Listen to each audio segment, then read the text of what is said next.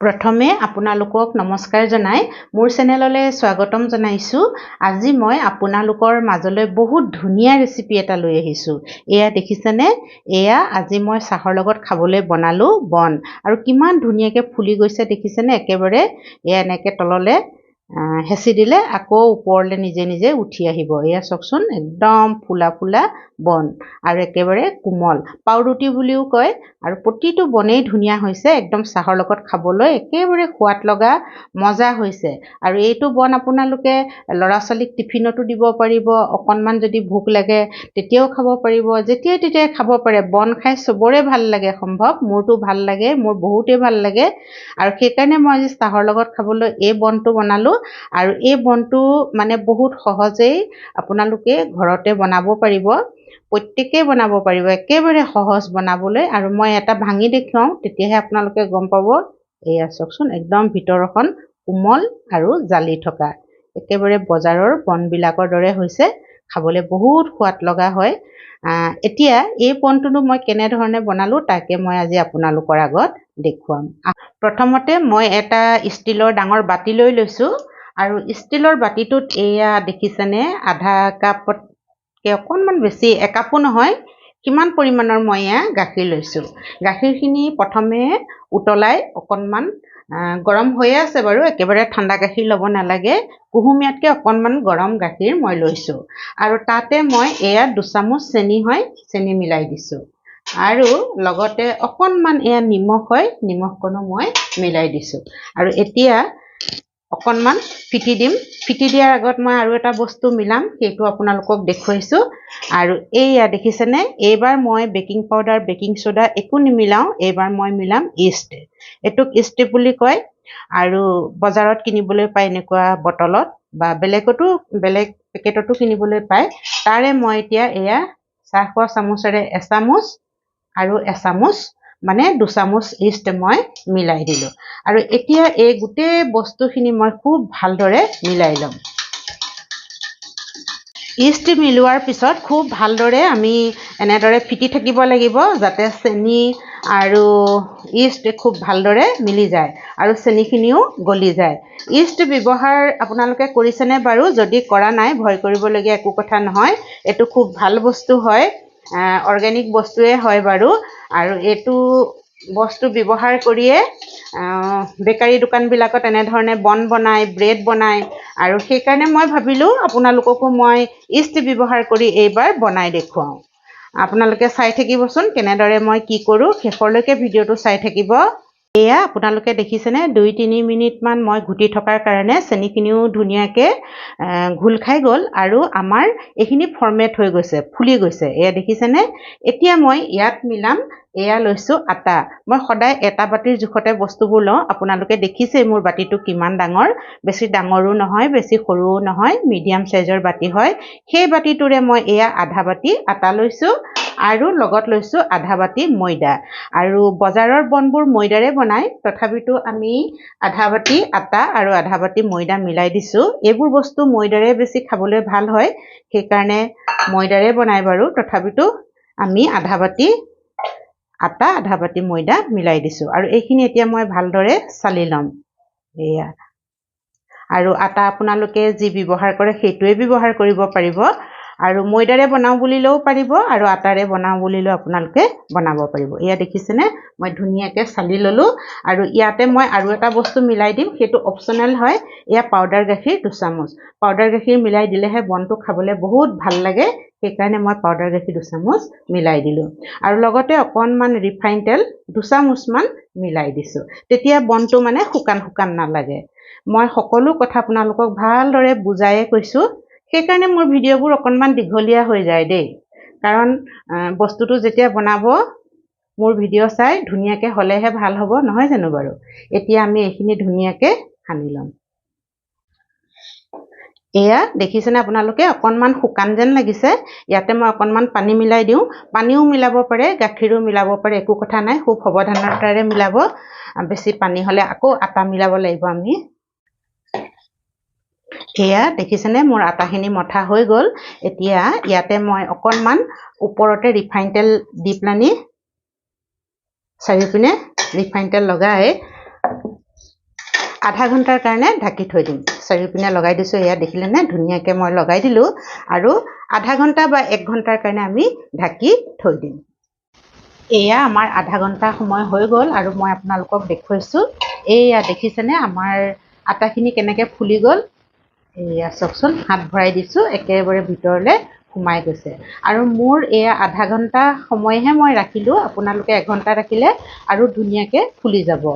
আৰু আপোনালোকে এইখিনি এনেদৰে যদি বনায় তেতিয়া এইখিনি অলপমান গৰম জেগাত ৰাখিব দেই এতিয়া ঠাণ্ডা দিন হৈছে ঠাণ্ডা দিনত অকণমান কম ফুলে সেইকাৰণে আমি অকণমান গৰম জেগাত ৰাখিব লাগে তেতিয়া ভাল হয় মোৰ খিৰিকীৰ ওচৰত অকণমান ৰ'দ আহে মই তাতে ৰাখিলোঁ সেইকাৰণে আধা ঘণ্টাতে ফুলি গ'ল আৰু আপোনালোকে ৰ'দ পৰা জেগাত ৰাখিব নতুবা তলত অকণমান গৰম পানী থৈ পেলানি আপোনালোকে এনেদৰে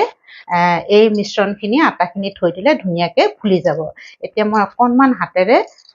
ধুনীয়াকৈ মঠি লৈছোঁ বেছি মঠিব নালাগে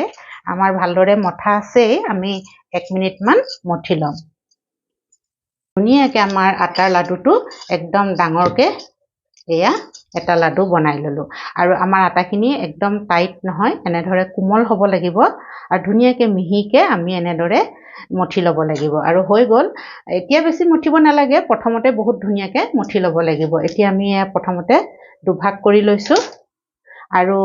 এইটো বনটো আপোনালোকে কিমান ডাঙৰ কৰে সৰু কৰে সেইটো নিজৰ কথা সেই হিচাপে আৰু কৰি ল'ব লাগে মই বেছি ডাঙৰো নকৰোঁ বেছি সৰুও নকৰোঁ মিডিয়াম সাইজতে বনাম এয়া এনেদৰে কাটি ল'লে কি হ'ব মানে আটাইকেইটা বন একে সাইজত হ'ব আৰু এই আপোনালোকক দেখুৱাইছোঁ দেখিছেনে কি ধুনীয়া জালি পৰিছে এইবোৰ এয়া আৰু এতিয়া আমি বনটো কি কৰিম এনেদৰে সব ভিতৰ ভাগলৈ লৈ আনিম সাইডকেইটা এয়া এয়া এয়া দেখিছেনে মই ভিতৰ ভাগলৈ লৈ আনিলোঁ আৰু ধুনীয়াকৈ এনেকৈ মানে পিছলৈ লৈ গৈছোঁ তেতিয়া আগটো ধুনীয়াকৈ আমাৰ বনটোৰ দৰে হ'ব এয়া চাওকচোন ধুনীয়াকৈ বনটোৰ দৰে হ'লনে বাৰু এয়া ধুনীয়া এটা বনৰ দৰে আমাৰ হৈ গ'ল আৰু অকণমান আমি এনেকৈ হেঁচি দিম এয়া হেঁচি দিলোঁ এতিয়া এইটো থৈ যাম মই আৰু এটা বনাই দেখুৱাইছোঁ আপোনালোকক এয়া এইটো ৰুট দেখিছে চবৰে কি ধুনীয়া জালি পৰিছে মানে আমাৰ বনটো বহুত ধুনীয়া হ'ব ঠিক আগৰ দৰে এনেদৰে আমি ভিতৰলৈ ভৰাই দিছোঁ এয়া আৰু এনেকৈ হাতখনেৰে গুলাই দিম আৰু সব বস্তু এনেকৈ সাইডকেইটা ভিতৰলৈ দি দিছোঁ এয়া চাওকচোন ধুনীয়াকৈ হৈ গ'ল আৰু অকণমান হেঁচি দিছোঁ মই দুটা বনাই দেখালোঁ এনেদৰে মই গোটেইখিনি এতিয়া বনাই ল'ম মই আটাইখিনি লাডু বনাই ল'লোঁ বনটোৰ দৰে বনাই ল'লোঁ এতিয়া মই এইখিনি এখন অকণমান তিতা কাপোৰেৰে ঢাকি থৈছোঁ বাকীখিনি কাম কৰাৰলৈকে গেছটো জ্বলাই মই কেৰাহী এখন পাতি দিলোঁ আৰু কেৰাহীখনত এয়া মই ৰিফাইন তেল দিছোঁ মিঠাতেল দিব নালাগে দেই ৰিফাইন তেলতে ভাজিব লাগে ৰিফাইন তেলত ভাজিলে ভাল হয় আৰু তেলখিনি প্ৰথমতে খুব ভালকৈ মই গৰম কৰি লৈছোঁ আৰু তাৰপিছত মই গেছৰ ফ্লেমটো অকণমান কম কৰি দিছোঁ আৰু এয়া মই এতিয়া দি যাম দেখিছে নহয় অলপ দূৰে দূৰে দিছোঁ কাৰণ আমাৰ বস্তুবোৰ ফুলি যাব সেইকাৰণে অকণমান দূৰে দূৰে দিছোঁ এয়া এইকেইটা দি দিলোঁ আৰু এতিয়া অকণমান তেল এনেদৰে ওপৰত দি দিছোঁ বহুত ধুনীয়াকৈ ফুলি আহিছে দেখিছেনে বাৰু আপোনালোকে সেইকাৰণে কমকৈ দিব লাগে বেছি দিলে মানে হেৰি হৈ যাব লাগি ধৰিব ফুলিবলৈ দিগদাৰী হ'ব আৰু কমকৈ দিলে ধুনীয়াকৈ এয়া মই অলপ লাহে লাহে একদম এয়া মই লাহে লাহে উল্টিয়াই দিছোঁ আৰু গেছৰ ফ্লেমটো একেবাৰে কমত ৰাখিব দেই ল' মিডিয়াম একেবাৰে ল'ত ৰাখিলেও বহুত টাইম লাগিব ল' মিডিয়াম কৰি এনেকৈ আমি ভাজি ল'ম এয়া চাওকচোন কিমান ধুনীয়াকৈ ফুলি উঠিছে আমাৰ বনকেইটা ধুনীয়াকৈ ফুলি উঠিছে আৰু এটা সাইড ধুনীয়া একদম ব্ৰাউন কালাৰ হৈ গৈছে আৰু বনকেইটা সেইকাৰণে একদম ল' মিডিয়ামতহে ভাজিব লাগিব মানে ল' ফ্লেমতে ভাজিব লাগিব মাজে মাজে আপোনালোকে অকণমান বেছি কৰি দিব পাৰে বাৰু গেছৰ ফ্লেমটো সেইটো কথা আপোনালোকে বনাই থাকিলে নিজেই গম পাব আৰু ধুনীয়াকৈ আমাৰ এটা সাইড হৈ গৈছে আকৌ আমি এনেদৰে সাইডটো উল্টিয়াই দিম তেতিয়াহে বনকেইটা ধুনীয়াকৈ ভিতৰখনলৈকে সিজি যাব আৰু যদি হাই ফ্লেমত বনাও তেতিয়া কি হ'ব বনটো মানে নিসিজিব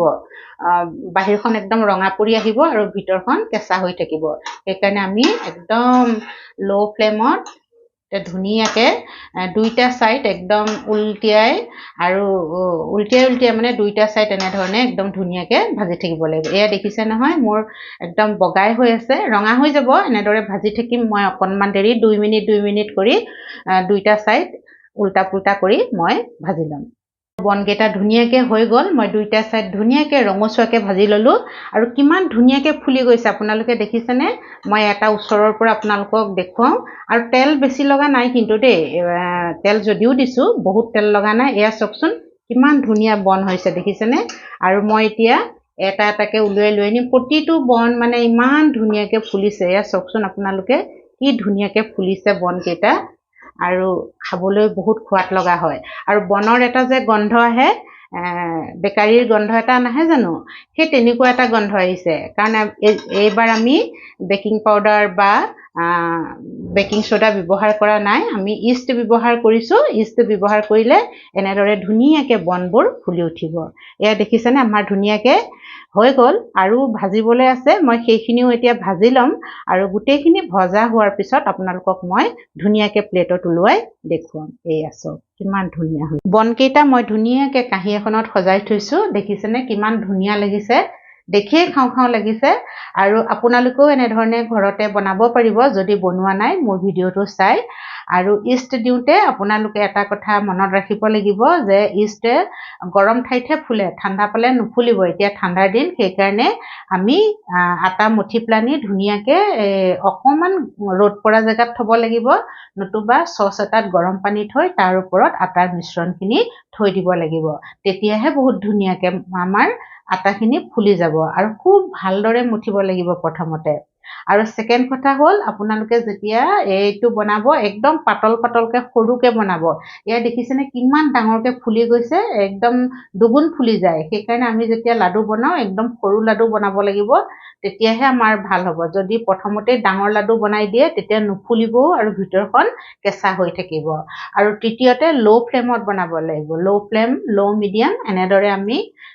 আমাৰ বনকেইটা ভাজি ল'ব লাগিব আৰু চতুৰ্থতে আৰু এটা কথা বনকেইটা গৰমে গৰমে কিন্তু খাবলৈ বেয়া হ'ব দেই বনকেইটা বনাই কমেও 2-3 ঘণ্টা থৈ দিব যেতিয়া ধুনীয়াকৈ ঠাণ্ডা হ'ব বনটো ছেট হৈ যাব তেতিয়াহে খাবলৈ ভাল হ'ব আৰু এই কথাকেইটা মনত ৰাখি যদি আপোনালোকে বন বনাই এনেদৰে ধুনীয়া একদম ফুলা ফুলা বন ঘৰতে বনাই আপোনালোকে খাব পাৰিব আৰু মোৰ ভিডিঅ'টো আপোনালোকৰ কেনেকুৱা লাগিল যদি ভাল লাগিলে লাইক কৰিব শ্বেয়াৰ কৰিব আৰু কমেণ্টছ কৰিব যিসকলে মোৰ চেনেলটো ছাবস্ক্ৰাইব কৰা নাই তেওঁলোককো অনুৰোধ কৰিছোঁ যাতে মোৰ চেনেলটো ছাবস্ক্ৰাইব কৰি লয় আৰু কাষতে থকা বেল আইকনটো দবাই দিয়ে শেষলৈকে ভিডিঅ'টো চোৱাৰ কাৰণে বহুত বহুত ধন্যবাদ জ্ঞাপন কৰিলোঁ আজিৰ ভিডিঅ'টো মই ইমানতে সামৰিছোঁ ধন্যবাদ